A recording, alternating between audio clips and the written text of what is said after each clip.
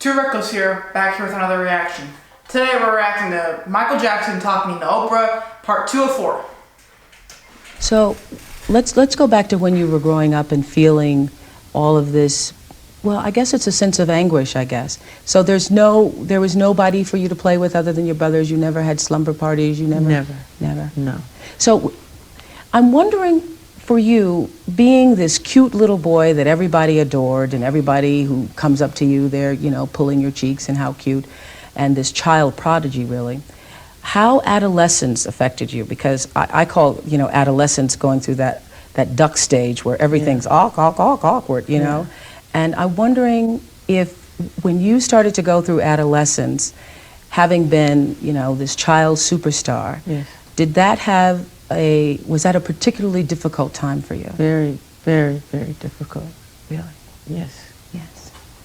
Because I think every child star suffers through this period because you're not the cute and charming child that you were, and you start to grow. And they want to keep you young forever and little forever. Who's they? The public. And, nature takes its course. And it does. And I had pimples so badly, and it made me so shy. I used to not look at myself. I'd wash my face in the dark. I wouldn't want to look in the mirror. Really? And my father teased me, and I just hated it. I cried every day because of it. Your father would tease you about your pimples? Yes, he would tell me I'm ugly. Your father would say Yes, that? he would. Sorry, Joseph. Yeah. What's your relationship like with him? I love my father, but I don't know him. Are you angry with him for doing that? I think that's pretty cruel, actually. Am I angry with him? Because adolescence is hard enough without a parent telling you that you're ugly. Yes, very difficult. Am I angry with him? Sometimes I do get angry, yes. I don't know him the way I'd like to know him. My mother's wonderful. To me, she's perfection. I just wish I could understand my father. And so let's talk about these teen years. Is that when you started to go inside yourself? Because obviously you haven't spoken to to the world for 14 years, I think, is your last televised interview. So you went inside. You became a recluse, and that was on purpose. Was it to protect yourself?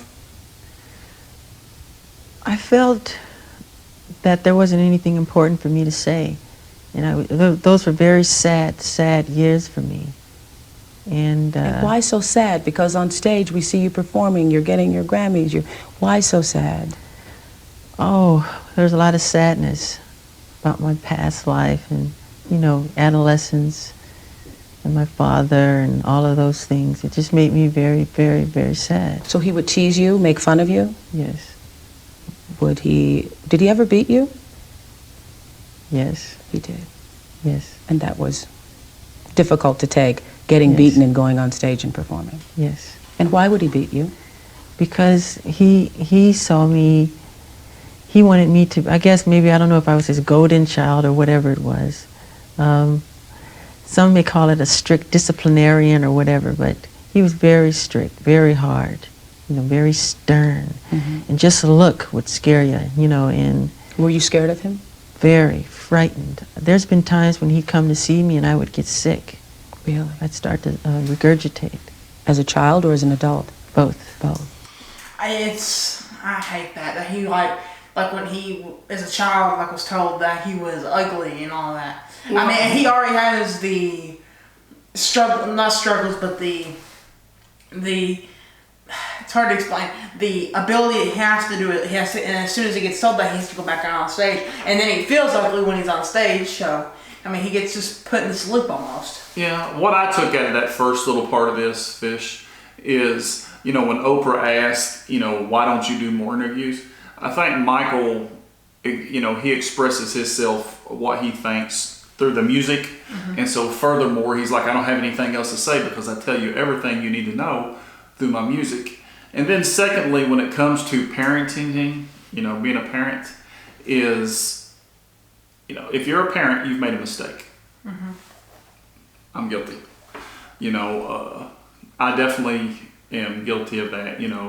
You say something you shouldn't say or whatever it may be, but again, like I tell everybody, you know, just make sure your loved ones know you love them. I tell Fisher every day I love him, and so. And also in the comments, we've been told like about that there have been some bad things about this interview that brought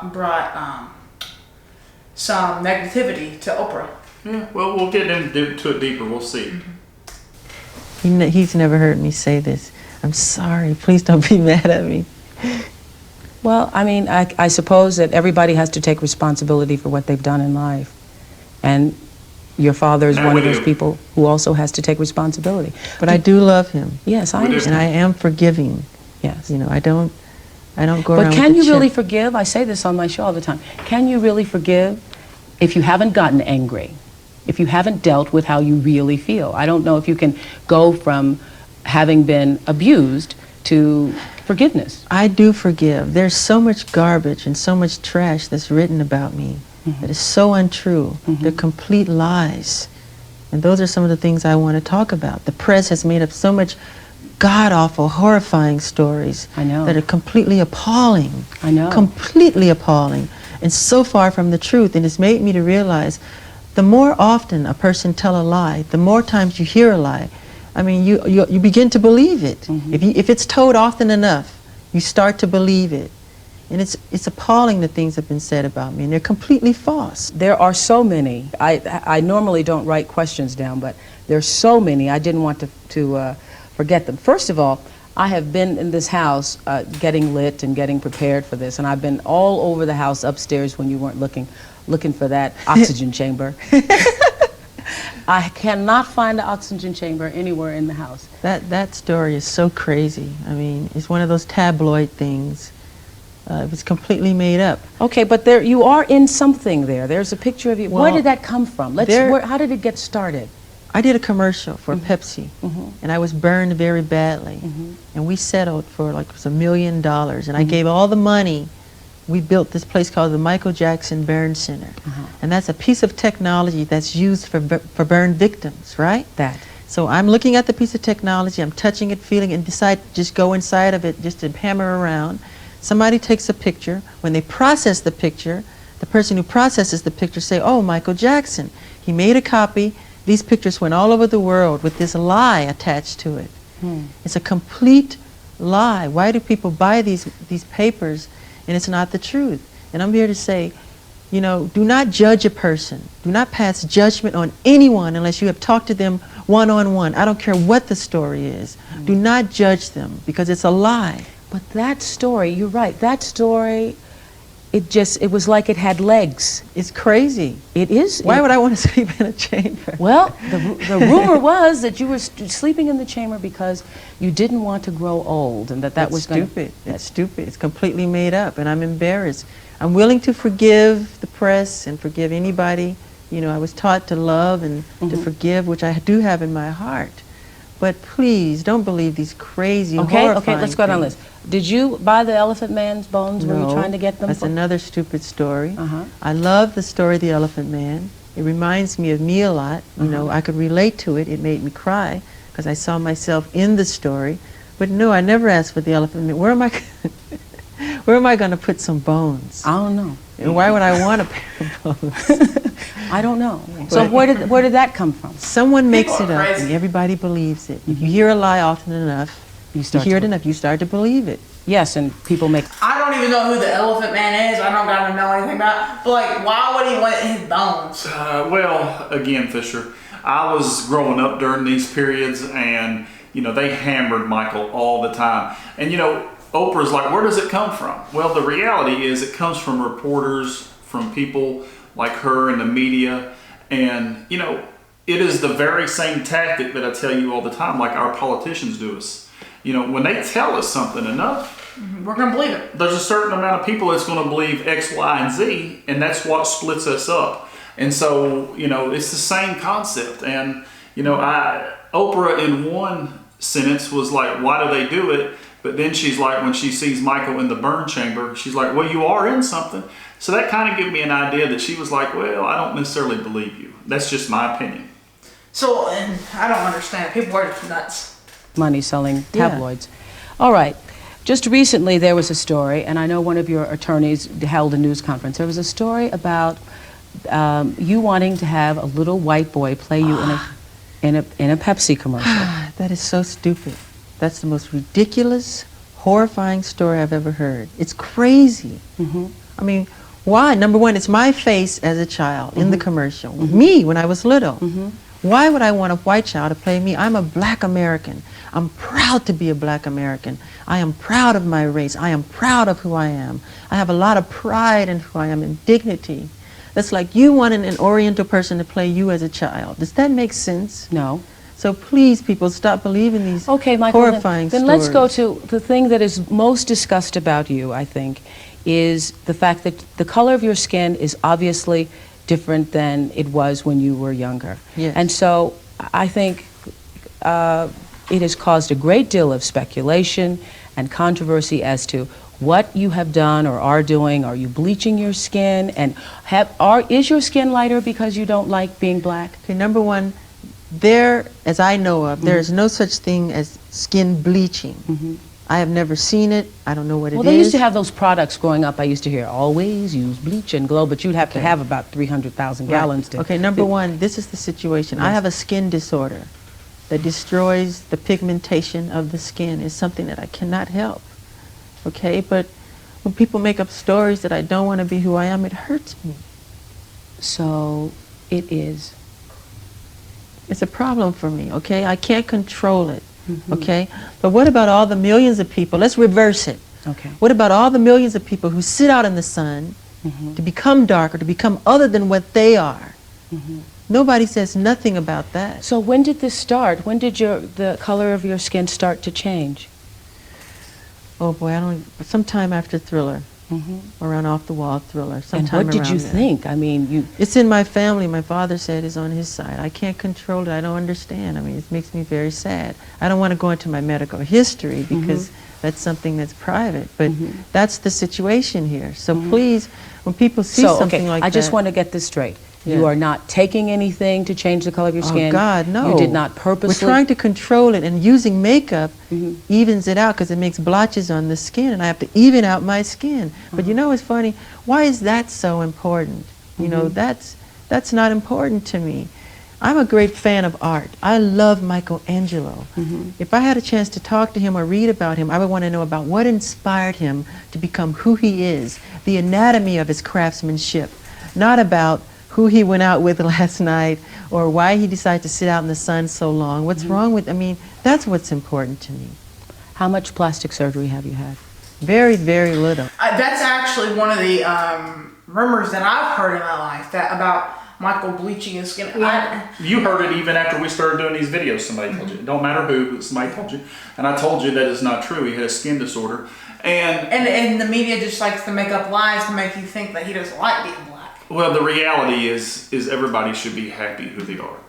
If you're a black American, be proud. If you're a white American, be proud. Hispanic, and I say American, it doesn't matter. If you're white, be proud. Black, be proud. If you're, like you said, Hispanic, it doesn't matter. Whatever nationality you are, race, be proud. But again, like Oprah is looking at everything through eyes, and like you said in the last video, eyes can deceive you. Eyes can deceive you, and Michael, all he talks about is forgiveness, love, happiness, and other people. And that's what they should be, driving home. This is Michael Jackson. Love, forgiveness, I don't know. Yeah. You can count them on 2 fingers. I mean, let's say this. If you want to know about those things, all of the nosy people in the world, But once we say it, we don't have to say it anymore. Read my Michael. book, Moonwalker. It's in my book. Let's just put it this way. If all the people in Hollywood who have had plastic surgery, if they went on vacation, there wouldn't be a person left in town. I think you might be right. I think I am right. I mean, be empty. So did you start having plastic surgery because of those teen years, because of not liking the way you look? No, not really. Not really? No, it's only 2 things. Get my book. It's no big deal. Okay. You don't want to tell me what it is? You had your nose done, obviously. Yeah, but so did a lot of people that I know. Yeah. And so...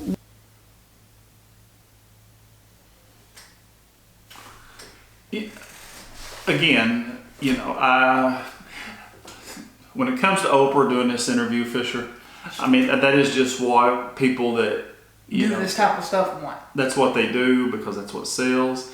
And and again, just the polar opposite of what Michael preaches, to love and try to understand. And that is the most difficult thing in life today as a parent, is the way the world is trying to teach Fisher to be understanding, love, and just accept people, because no two people are the same. Just because somebody gets a plastic surgery on their nose doesn't mean that you gotta hate them. It doesn't mean all that. People should like people for their personality and who they are. It's not about their race, their ethnicity, none of that. It's all about their personality. And I tell people all the time, since I had my car accident and I become a quadriplegic, I'm a better person sitting in this wheelchair than I was walking.